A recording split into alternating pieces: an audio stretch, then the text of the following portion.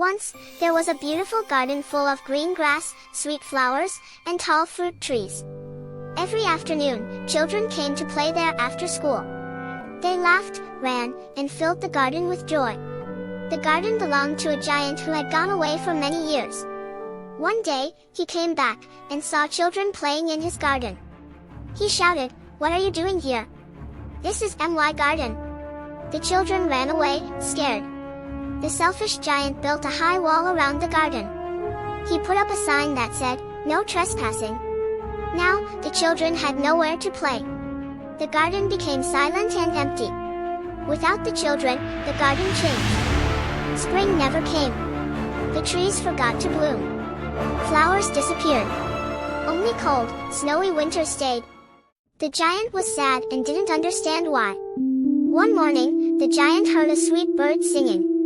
He looked outside, and saw something amazing. Spring had returned to one small corner of the garden. A little boy was trying to climb a tree. The giant's heart softened. He went outside, gently lifted the boy into the tree. At once, the tree burst into blossoms. Birds flew and sang. The garden came alive.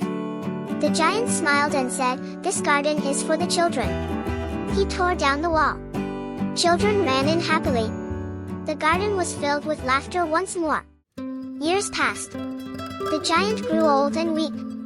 But every day, he sat and watched the children play. He was happy. But he never saw the little boy again. One winter morning, the garden was covered in snow. But in one corner, a tree was blooming. Under the tree stood the little boy. The giant ran out, filled with joy.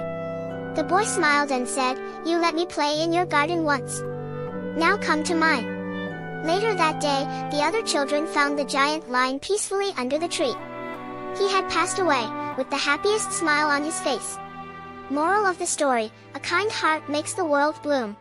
Please subscribe if you have liked the video.